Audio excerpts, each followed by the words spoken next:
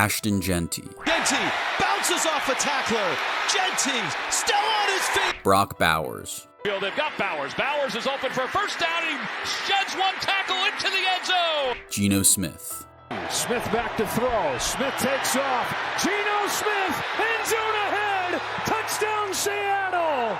Maxx Crosby. Bajan, pressure coming, in some trouble. Down he goes. Pete Carroll, and of course Tom Brady pulling the strings. The Las Vegas Raiders are officially here to play. Round, but to me, what the Raiders were able to do in their first 6 picks of the draft completely changes the identity and the look of their football team on the offensive side of the ball under Pete Carroll.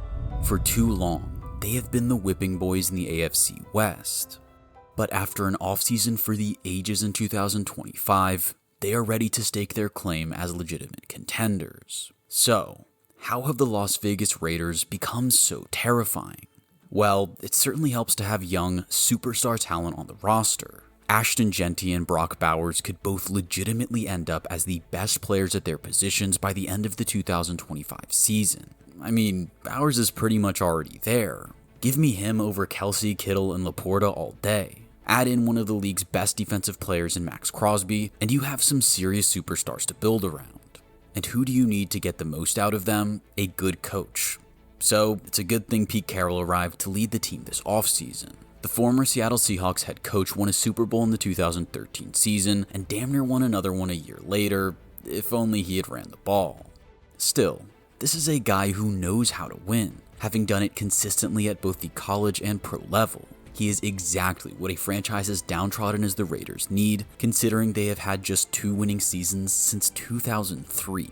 That's rough. But Carroll is a significant upgrade over the likes of Antonio Pierce, Josh McDaniels, John Gruden, and Jack Del Rio, who all tried and failed over the last decade. One of the biggest problems facing Carroll when he arrived was the quarterback room, and he set about solving that pretty quickly. On March 13, 2025, the Las Vegas Raiders sent a 3rd-round pick to his old team, the Seattle Seahawks, for Geno Smith, a quarterback who had experienced a very rare 10th-year breakout under Carroll in 2022.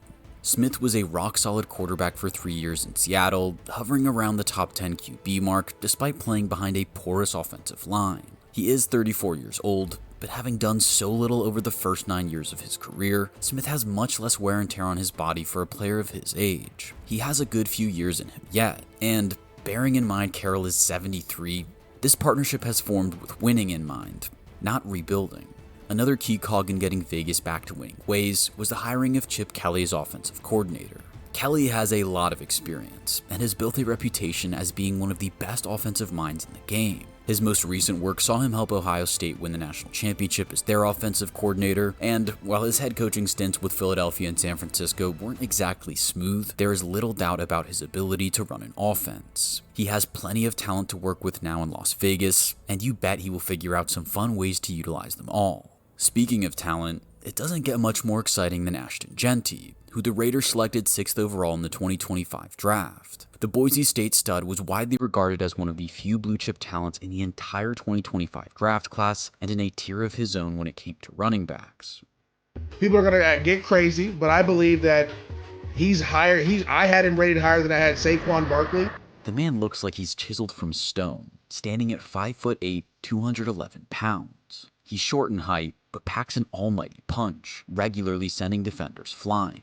That's if they can even get a shot at him, because his light feet and instincts make him also one of the most elusive backs in the class. He has a simply stunning jump cut and alarming burst for someone of his bulk. All of that incredible athleticism helped him rack up 2,601 yards and 29 touchdowns on the ground in 2024, falling just 27 yards short of Barry Sanders' all-time single-season college record. Jeanty opened his season with a program record 276 yards and 6 touchdowns against Georgia Southern, very much putting his team on his back for the 56-45 victory. Obviously, Georgia Southern aren't exactly known for being a top-tier football program, which can also be said for most of Boise State's opponents. This led to some people questioning Jeanty's ability to produce against more talented defenders, looking for any reason to weaken his draft stock. Thankfully, we have a Week 2 clash against Oregon to quickly dispel any of those concerns. Against the Ducks, who were the #1 ranked team at the time, Jeanty collected 192 yards and 3 touchdowns at 7.7 yards per carry. almost willing his team to victory. Unfortunately, they fell just short by 37 points to 34, but it's fair to say this was enough evidence that Genty would be just fine against tougher opposition. The Raiders have found themselves a rare talent, and he is very much needed.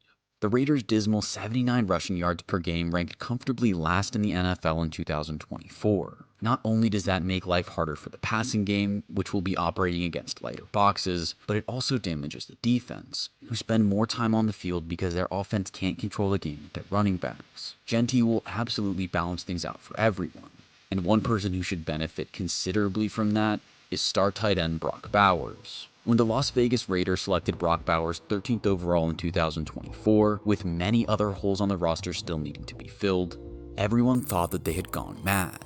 A tight end at 13th overall when you took a second-round tight end 1 year earlier certainly seems a questionable strategy.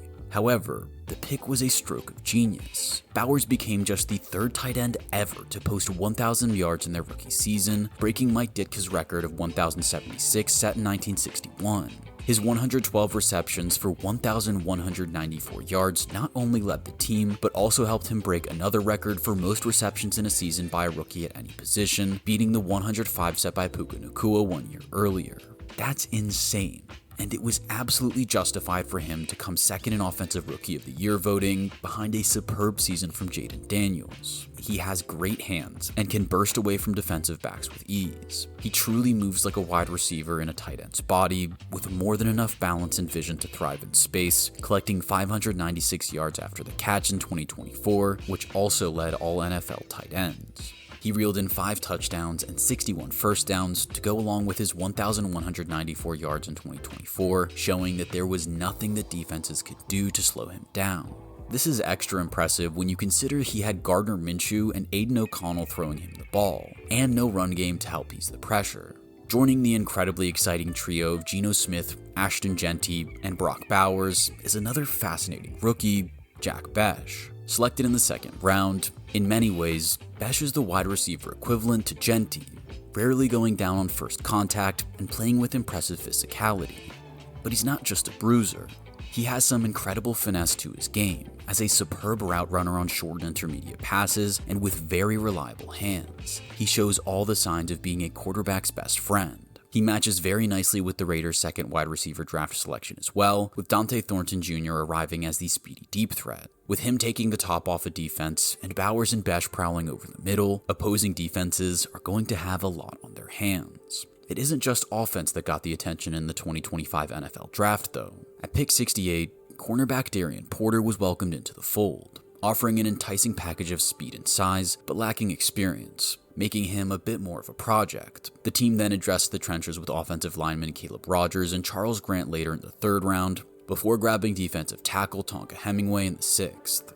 Overall, it is a very exciting haul for Raiders fans, with a good mix of players coming in at key positions and plenty of exciting new names on this newly revamped offense, particularly when you consider the early returns that have come from last year's selections Brock Bowers and Jackson Powers-Johnson, and the 1,000 yards we saw from Jacoby Myers in 2024 as well. Geno Smith and Chip Kelly certainly have plenty to work with, and it looks as if the future is very bright. The attention given to the offense was partly due to how solid the defensive depth chart was already looking. Maxx Crosby is in the elite tier of edge defenders, earning a new deal worth $106.5 million this offseason. He is essentially averaging 10 sacks per season throughout his 6 years in the NFL, picking up 4 Pro Bowls for his efforts. He will be as motivated as ever to try and get his first Defensive Player of the Year award in 2025, aided by the return of 2 very exciting talents alongside him.